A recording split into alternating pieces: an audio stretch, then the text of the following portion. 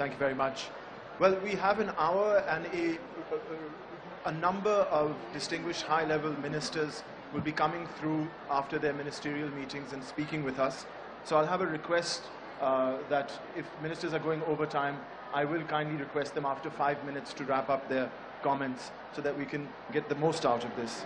Now, Pakistan has suffered a catastrophic human climate-induced flooding this year beyond adaptability, and has been instrumental, along with the support of many other countries facing the brunt of the climate crisis, to bring loss and damage onto the agenda for this particular COP. But first, we have a brief video that we would like to show you about the devastation Pakistan has seen this year.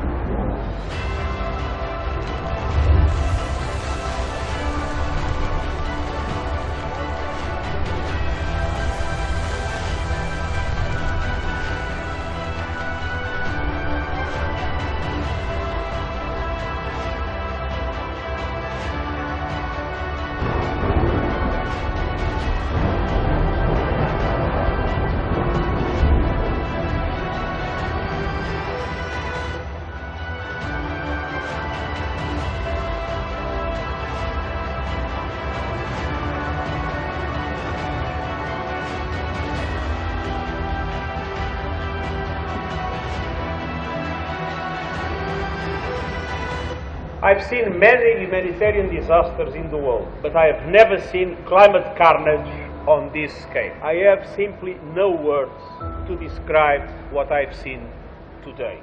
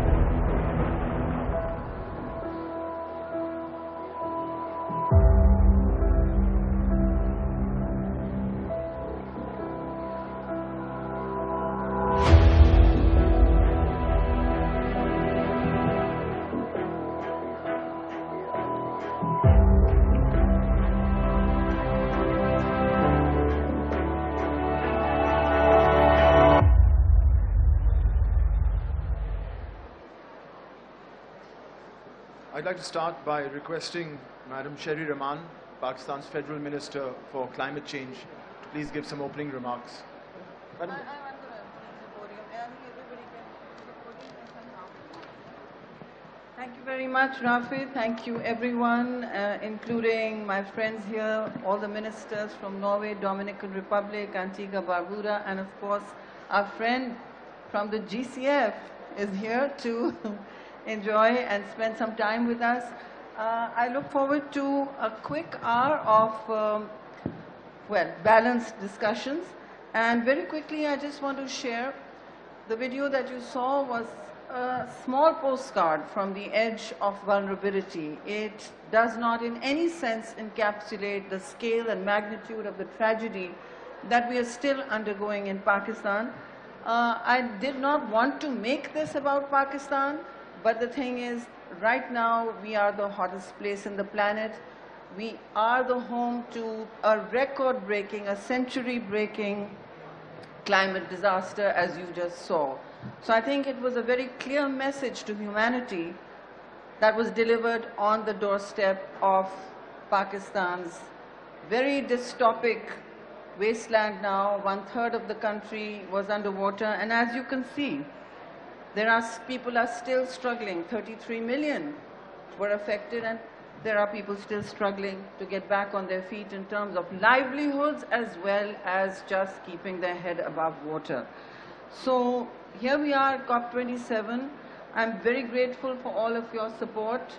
And as we navigate the finish line of intense negotiations at COP27, I know ministers have to come and go, including myself, but I'm going to stay the hour. We are all in last-minute negotiations, which are so important. But one thing is clear at this point, after 10, 11 days of speaking to each other, I'm hoping not past each other, it is clear that climate finance now is at the heart of this climate emergency and how to break the cycle of destruction we are in. Now, whether it is achieving the Paris goal of 1.5 degrees, which is an absolute red line for us, because we burn up before anybody else if we go past that, right? So we are committed, or delivering on adaptation and resilience goals. For countries like Pakistan, huge new records of vulnerability have been set.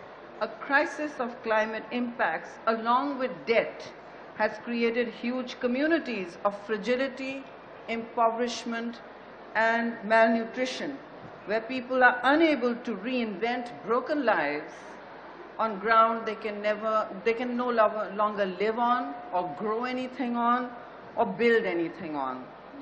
The amount of water inundating parts of the south, where I am from, the province of Sindh, are as large as the area of the United Kingdom. So there's nowhere to drain it. There's no pump large enough to take that water out. The topography, the terrain is permanently transformed. Now, global warming is triggering similar futures of climate distress, maybe less so, maybe more so. It is a lived experience on the ground.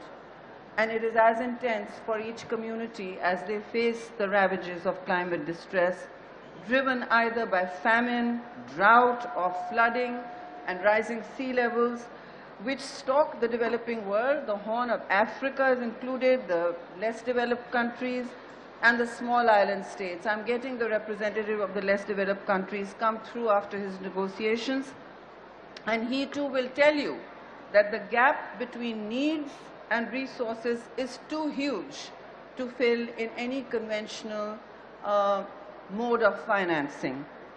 Now, what we are saying here is very simple, that inaction is no longer an option, and that has already become a cliche for this COP, the one that was called an implementation COP. We see commitment to higher goals at this COP, at COP27, but from our side of the burning planet, the need to move much faster than the speed of our melting glaciers is intense, because all of these pose perils for us at multiple levels, and not just for us, but for societies that are no longer immune from what the Secretary General calls a climate hell. Many of us are facing that climate hell, not in 2050, not after we busted the 1.5 deadline, but right here, right now. So for us, this is a very dangerous and also a decisive decade. Pakistan's people and the economic system that has to drive the quality and pace of recovery from a flood that destroyed 33 million lives has sustained a huge exogenous shock. We are not big emitters, quite the opposite. We need urgent buffers from a debt overhang that is squeezing out fiscal options to rebuild almost half the country. We have to rebuild almost half the country. It's practically broken. While we also need climate resilience funds that can be accessed with speed and scale. This is something that has been on the conversation table, on the negotiating table, on the ideas spectrum here at COP27, and I think everyone is trying to bring predictability and ease of access for climate funds for everybody. And I think that's a need that has been voiced across the board. Right now, all climate funding is actually very slow to access, and nor is it available for the kind of rebuilding needed. The relief funds that came, there was a UN flash appeal. In fact, there were two, were crucial for saving lives. So I do want to thank the Secretary General and his entire team on the ground. All the UN bodies were stellar in their support, and they continue to be actually. They were just finishing up at our pavilion. They were crucial for saving lives, but they cannot help us rebuild either with or without resilience. Now, there is no immediate basket of accessible funds for climate resilient recovery, let alone disaster assistance. In that scale and that context, let me just say that long-term financing instruments are needed to plug severe capacity deficits in the developing countries right now, as the protracted period of pipelining climate funds loses potency when resilience needs change faster than our needs on the ground or the speed of resource dispersal. By the time the funds get to us, it's 2 to 3 years, through nobody's fault, but that's how the system is structured. And actually, our climate needs are changing faster. By then, the flooding has changed the topography of the country, where we need to put in our risks and shields has gone down. So, from disaster recovery to investments in adaptive futures, the missing link is resources and finance. It is no rocket science. The challenge here is to find that finance and make sure it gets to the people in need. It gets to those who need to keep their head literally above water, and to countries who are also drowning in not just floods but debt. So that is why the inclusion of a loss and damage facility on the COP agenda was crucial for us, and it was crucial for many countries, including the G77 plus China, whom we chair and represent. Today that's about 134 countries, pretty much all asking for the same, while seeking common ground to go forward on both mitigation and adaptation goals. For us, if we want to continue to believe in the power of multilateralism, and for us all, that works for us all, not just those who can afford to delay decisions. Many here can afford to delay decisions. Most of us cannot. So that is the rub, and that is where we stand today. For the next round of COPs to go further, I think this needs to be materialized in working groups that can put a frame on it. I see my excellent moderator. He's been running I have to say thank you to Rafi Alam at this session. No, not later. This one here, right here. We're coming to the close of business at COP, and he has run with stellar agility, intellectual agility, and diplomacy, which is not his forte. He has run it with both and patience, with us 3 sessions a day on all that matters to the people here at COP. And with those words, I'm going to leave you and not try to steal the agenda. And I hope that my friend here, the minister from Norway, has to leave, go back to a ministerial. So, Rafi, would you ask him to speak? Thank you, Madam Minister, for those unnecessary words that took 45 seconds, I noticed, but I appreciate. May I invite the Honorable Espen Barth Eide, the Minister for Climate Change and Environment from Norway, to give an intervention. Yes, sir. I can go. But I will come stand behind you after 5 minutes. Yeah. Thank you so much for inviting me, Minister Rehman. This is such an important topic. Our two Prime Ministers, Prime Minister Sharif and Prime Minister Støre, actually had a roundtable on this subject last week during the leaders' meeting, and I'm happy to continue the close Pakistani-Norwegian cooperation on this. And I want to say a few words from one of the typical donor countries who really cared about this. We very much supported putting this on the agenda. We agree with a lot of Pakistan and so many countries here present that it has to be a formal agenda point.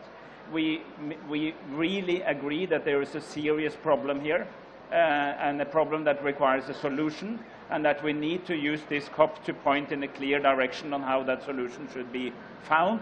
And we also agree that it involves money, to be very clear on that, to make clear that's where we are, and that's what we take into the negotiations. Because we need to continue to mitigate, we need to continue to adapt, but there is also at 1.1 degrees above pre-industrial levels. We see what's happening in your country, Minister Rehman, in Pakistan. We're seeing in neighboring countries where you have extreme drought, and you actually had first extreme heat and drought and then floods. We see even in our continent, my continent, Europe, is the one that warms fastest. So this is coming to haunt us all, and we really need to understand that there is also an issue called loss and damage. A couple of messages I want to share with you, because I unfortunately have to run to serious negotiations and other events here. We need to make sure that we do the right thing, not the fastest thing. We need to make sure that we find the right channels.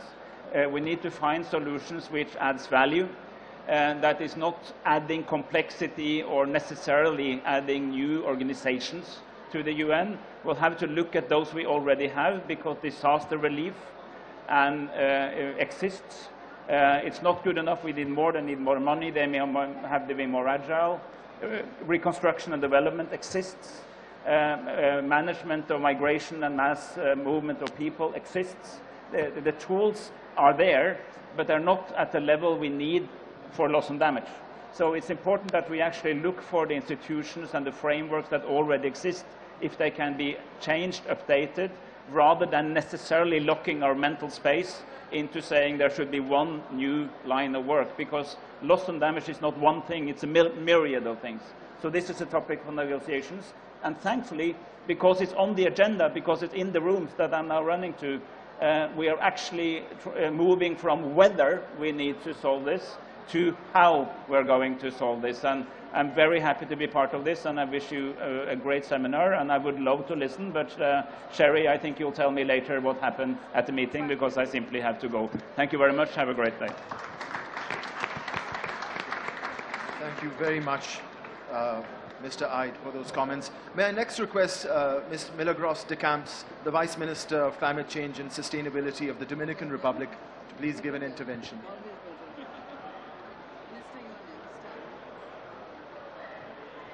Thank you very much, and hello to everyone. Thank you so much, Pakistan, for the invitation to this panel, and hi to my fellow panelists.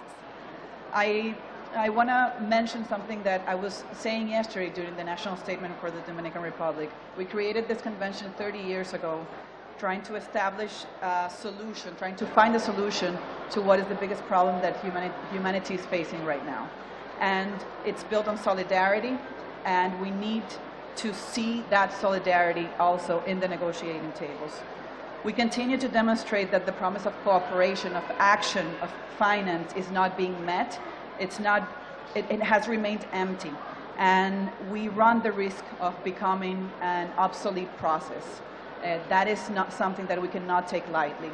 We need to find a way to move away from these obstacles that we're seeing, and we need climate justice. As we were negotiating to include this item on the agenda, the city where I come from, Santo Domingo, which is where half of the population of the Dominican Republic lives, was confronted unprecedented floods in comparison to historic measurements.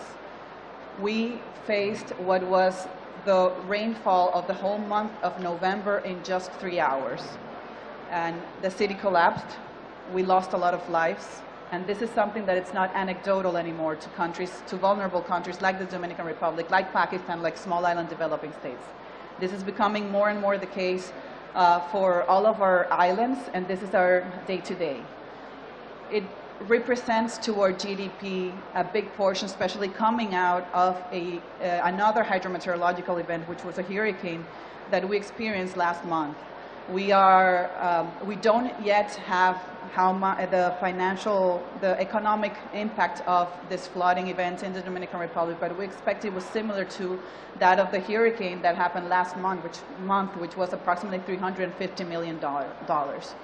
While developed nations also face the effects of climate change, when you see the impact in their GDP is marginal. That doesn't happen to countries like Dominican Republic, like Pakistan. It's going to take decades for us to recover from events like this. So we need help. We need solidarity from developed nations. We need climate finance flows to go to the most needed. And we need to create a fit-for-purpose mechanism for loss and damage. And this is what island nations and the G77 and China have been asking for more than 30 years. We need to deliver it by this COP. And this is something that we are asking and we're demanding. We cannot leave Sharm el-Sheikh without the creation of this fit-for-purpose mechanism that addresses loss and damages, not only averting and minimizing loss and damages, but addresses loss and damages and the impacts of loss and damages. And this needs to be new funding. It needs to be fit for purpose. And it needs to meet the needs of the most vulnerable in terms of timing, in terms of finance flows, and we need action. So I think this is the message that we want to say as a small island developing state, and that we want to continue discussions. We're more than open to find common ground in the negotiating tables, but we need to see the solidarity of the developed nations. And we need to see that they're creating the environmental, the space for finance flows to also flow to the climate change action. And then they need to make their commitments a reality.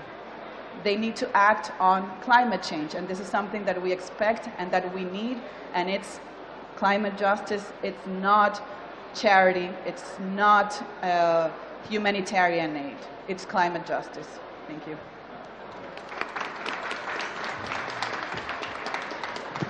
Thank you, Madam Minister, for that call to action. Next, I'd like to request Mr. Melvin Joseph, the Minister of Health, Wellness and Environment of Antigua and Barbuda, to kindly give an intervention. Thank you, Mr. Moderator, Minister, and my dear friend from the GCF. Over the last few days, participating in COP27, I've evolved in my thinking. I'm now thinking that we have become a very suicidal generation. All these technical studies have forecasted the outcome if we, at this time in our history, as a civilization, do not take some drastic actions. But yet we move from COP to COP, and the urgency of making decisions and commitments is lost in the language of our declaration. I'm honored to be here today and to stand in solidarity with the people of Pakistan. But the thing about the Pakistan experience, one might argue that there was little we could do to stop the devastation.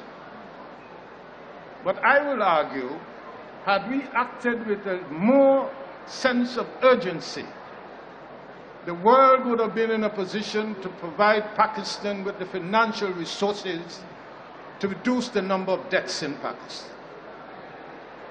We must not reach a point in our history where we become so numb about the lives that we see death purely as a statistic.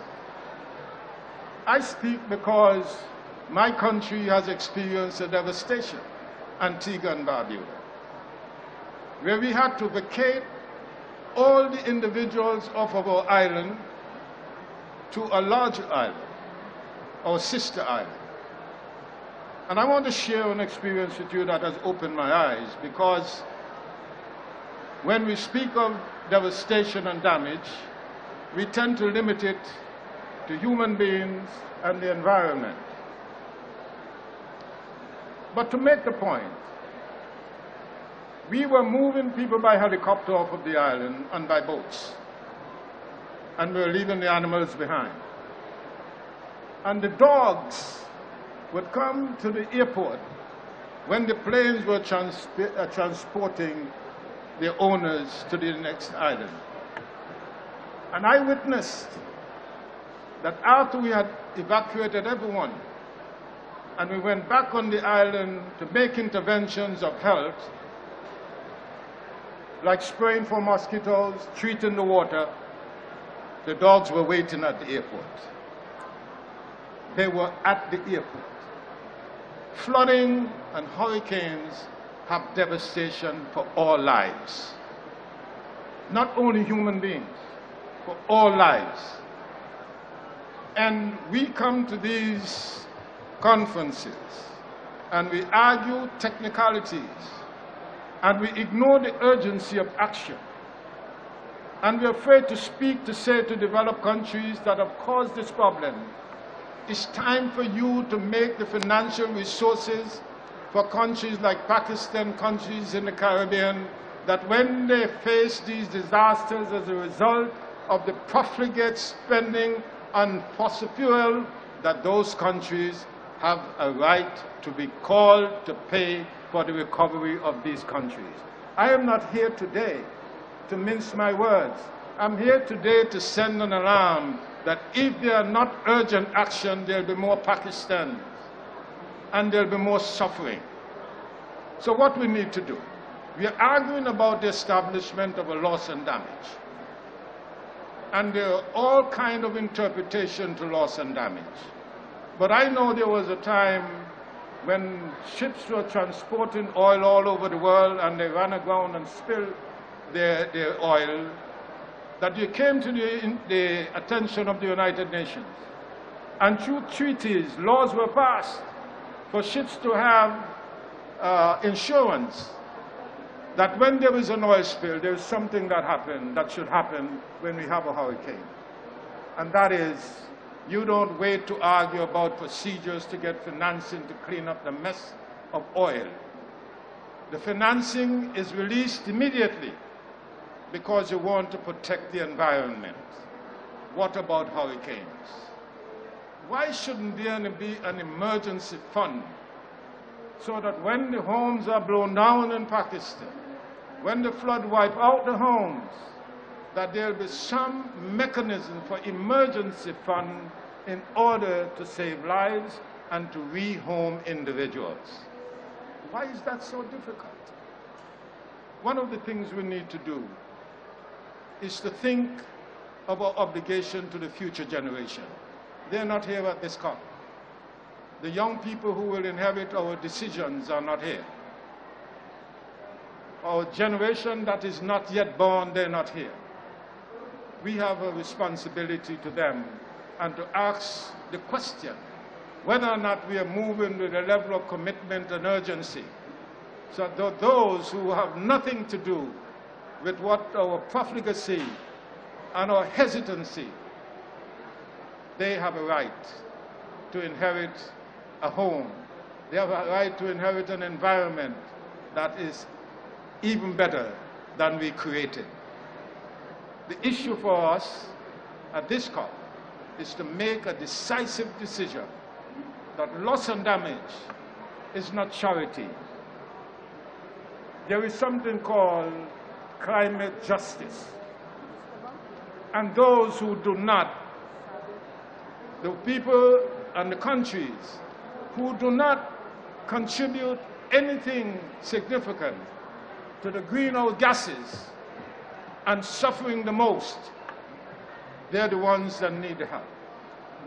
And that is not happening.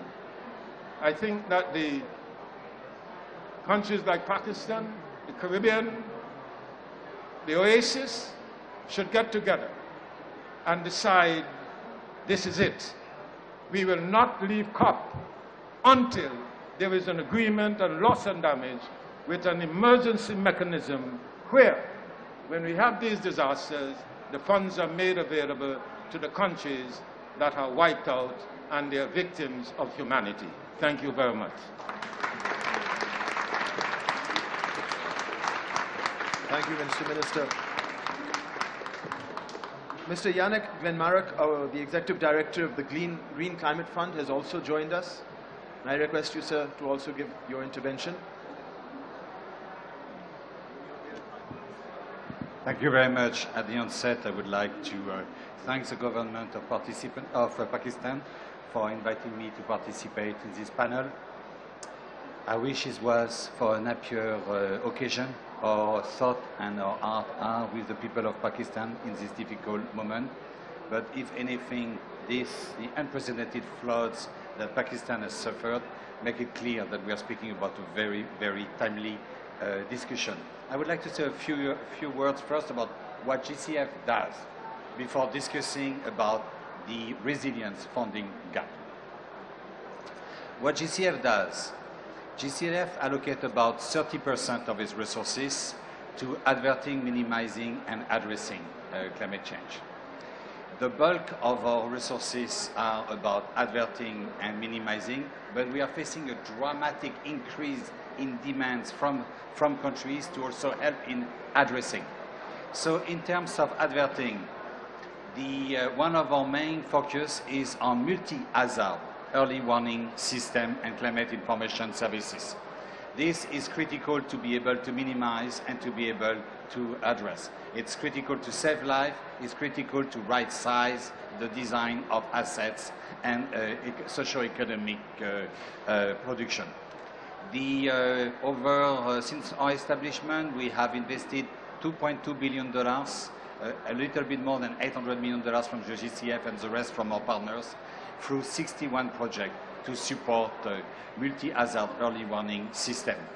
We believe that we will be able to increase our investment in the coming years, and notably we are designing with the CREW initiative, 20 projects dedicated to LDCs for strengthening a multi-hazard early warning system and climate information services. So this is about averting, about minimizing.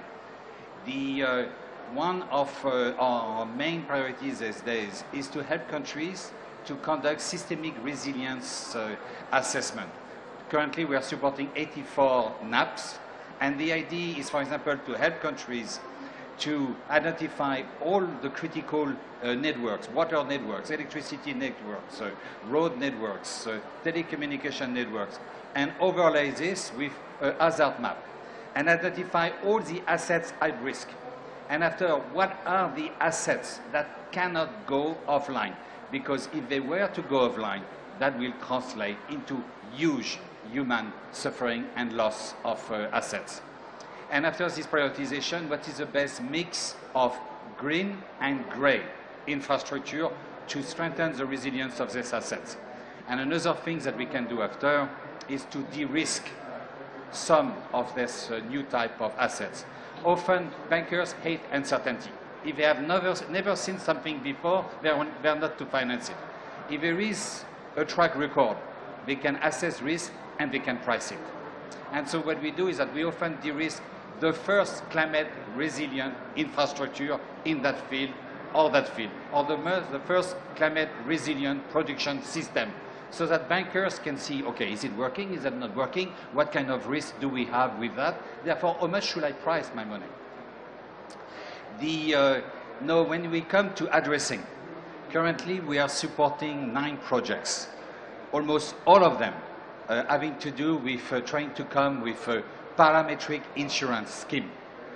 The advantage of parametric insurance scheme is that you don't have to spend 2 or 3 years to try to estimate the damage.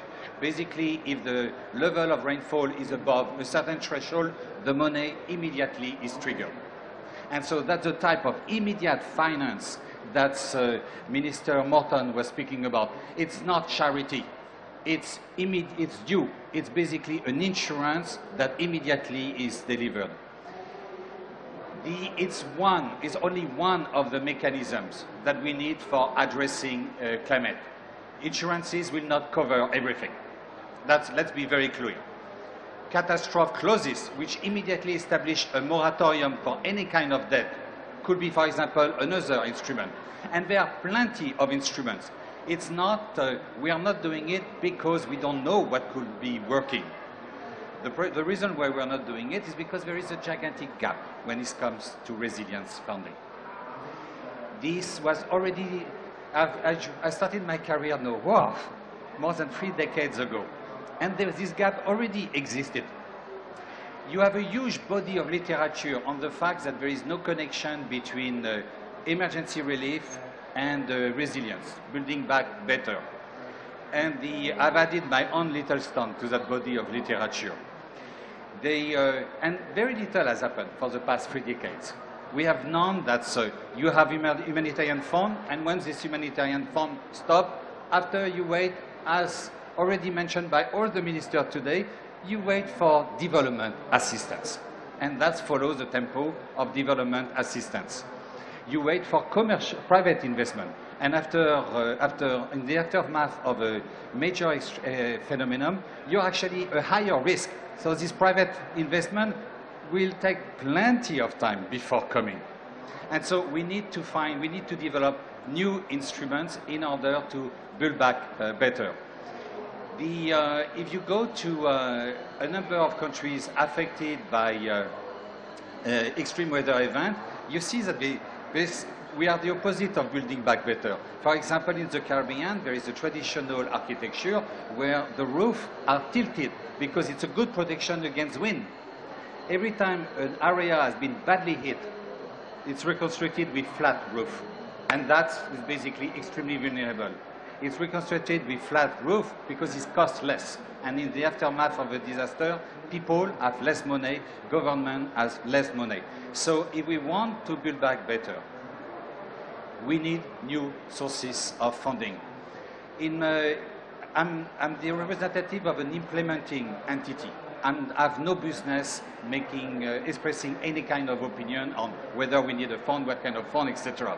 But one thing I keep repeating to every counterpart that I meet is that today, if a number of countries are highly indebted, it's not because they lack of fiscal discipline. It's because of extreme weather events. We have entered in the age of disaster. And I will take an example from the Caribbean, which is not Dominican Republic, which is not Antigua and Barbuda, but I suspect that Minister Morton and Minister Milagro de Campos will be able to recognize the country.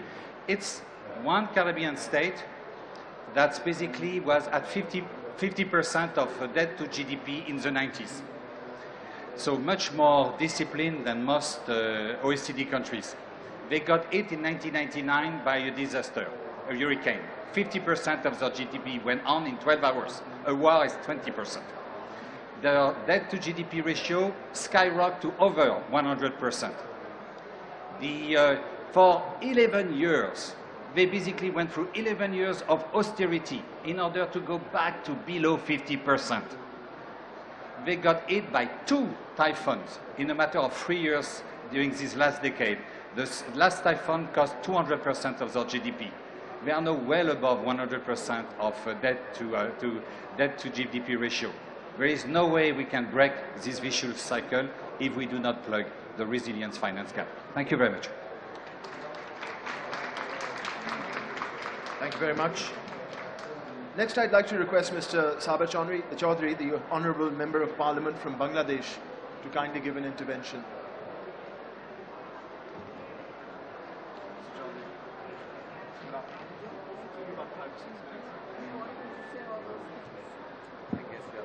Thank you very much. Assalamu alaikum and good afternoon.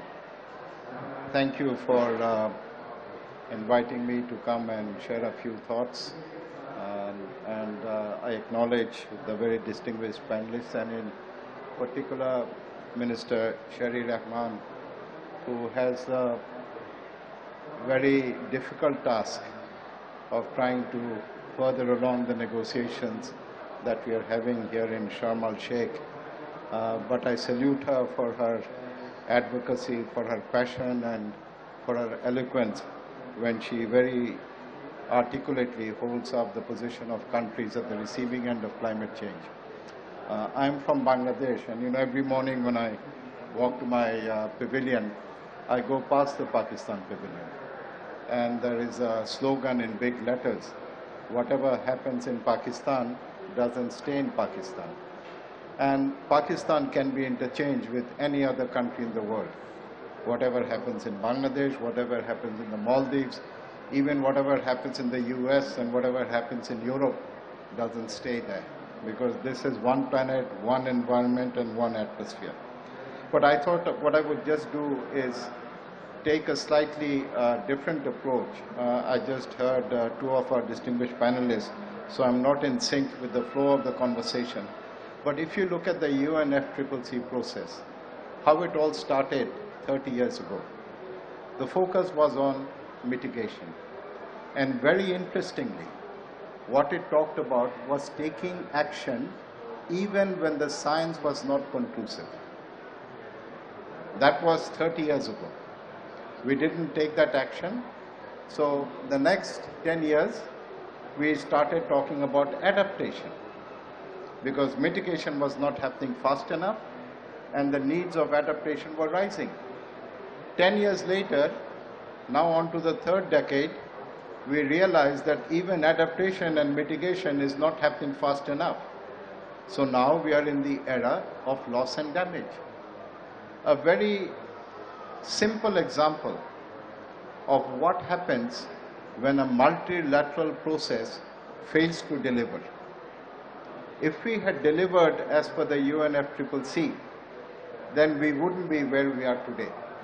So what we have in the course of COP27 is not just the COP process, but also the integrity of the UNFCCC is in question.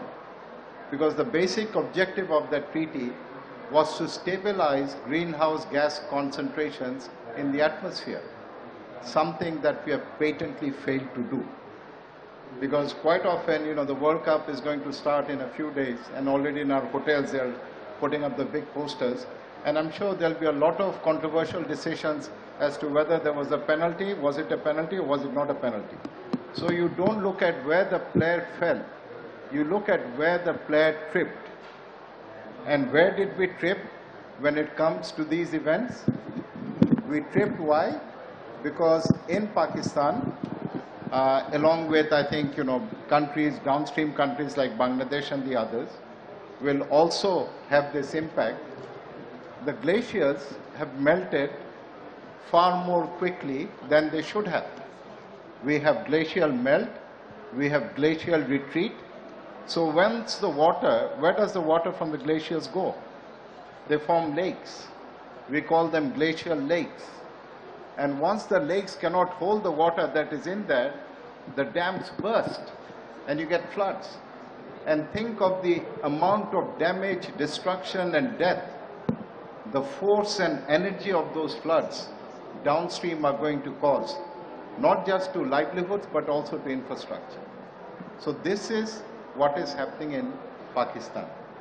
And the other very important takeaway, not just from this event, but from the COP process as a whole, we have to solve the problem of climate change faster than we are creating it.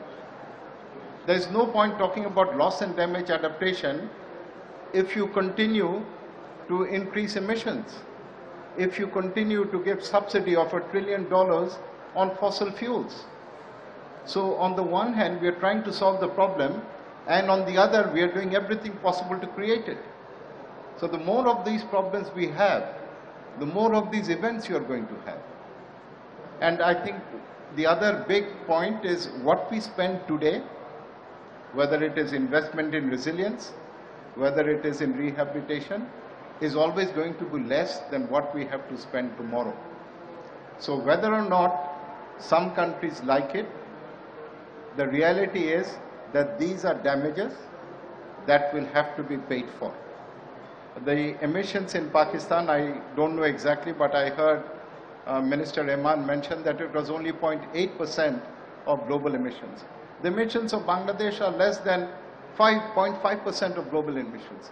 And yet we are the most impacted. And you know the really interesting statistic? 80% of the emissions are caused by a handful of countries we know. And look at their pledges. They are at 3 degrees above. The reason why we are on a global basis below 3 degrees Celsius rise is because precisely of countries like Pakistan, Bangladesh, climate vulnerable countries, LDC countries, small island developing countries, they are within 1.5. So the most impacted countries are within 1.5, and the biggest polluters are at double that target. So how can you reduce your emissions and still be consistent with 1.5 when 80% of the countries are way off their targets? So it's no good just talking about 1.5. We must have a roadmap that takes us there. Because what has happened in Pakistan will happen again in other parts of the world. Other countries will be equally affected. So other than the funding need, and we are completely in agreement with the G77 and China, there can be no compromise. You know, there are a few red lines that we cannot cross. One red line is the 1.5 degrees Celsius cannot be breached under any circumstance. Think of what is happening at 1.1. Think of what will happen at 1.15. Forget about 1.5. So even 1.5 is not a comfort zone. 1.5 is not a comfort zone, but still we are trying to be realistic. This is going to cause millions of people suffering. So we really need action. We need COP27 to clearly state that a loss and damage fund has been established. We can look at the modalities 1 year down the road. And the extent to which COP27 will be deemed to be a success is, one, going to be on whether they officially set up a loss and damage fund. That is a litmus test. Whether we are able to adhere to 1.5 degrees Celsius, that is a litmus test. Whether we are able to provide fund for adaptation, that will be a litmus test. So the numbers, I don't think we need to go into the numbers because this is not a numbers game. We are in full solidarity with Pakistan, and when we say we are in full solidarity with you, we are in solidarity with planetary boundaries. And I think that is the message that we take back from today. Thank you very much. Thank you, Mr. Chowdhury. We are also joined by Mr. Simon Steele, the Executive Secretary of the UNFCCC. Sir, all eyes are on you for today and for this COP. I would like you to give an intervention, actually not an intervention, more of a closing statement on how you see the progress on all issues on the agenda, but of course, specifically loss and damage.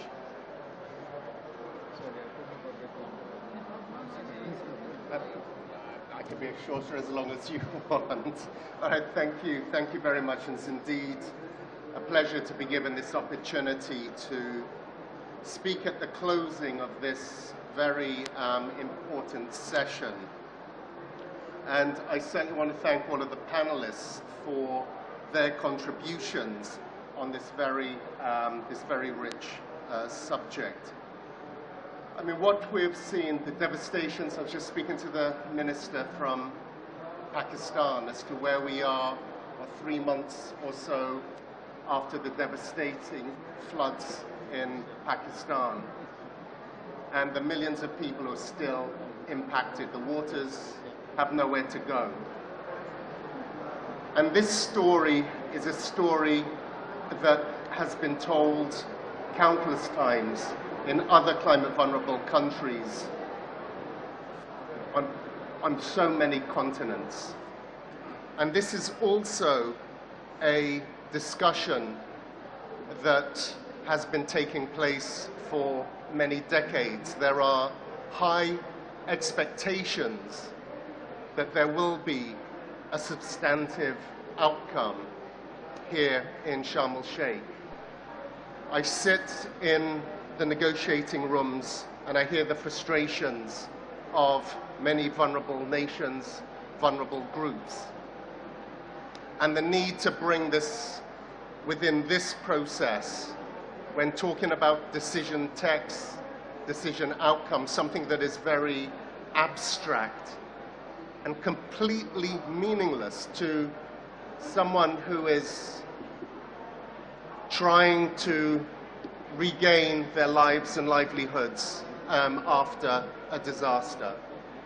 My own personal experiences, I've lived through 2 hurricanes in the Caribbean, and there are millions and millions of people around the world who are looking in here at these discussions in Sharm el-Sheikh with high expectations. And I too want to see a substantive outcome. And from where I sit in those negotiating rooms and listening to parties, there is a path forward. A path forward that parties can converge on. There's ministerial facilitation within the groups now to try and progress the conversations. My message here is for parties to engage and engage constructively. Seek out those paths of convergence where parties feel sufficiently comfortable in a very uncomfortable conversation. Support the presidency and the presidency's efforts to facilitate this also. And I am personally reaching out to all parties to find that way. It is difficult. It is complicated. There are no quick fixes to it. But engaging constructively, the development of a process that moves this agenda item along with an expectation that there will be a meaningful outcome is what is on the table. I believe it can be done once parties engage and come together. And I believe that we can get this done. And if we're able to leave Sharm el-Sheikh with something that has meaning, that has substance, that the minister can go home and tell her people that the world has come together in recognition and making positive steps to address their dire circumstances. And then those in the next disaster, and the disaster that will follow, and the disaster that will follow that. I think we can all leave here feeling proud that we have moved things forward. And that is my call to all parties. I thank you.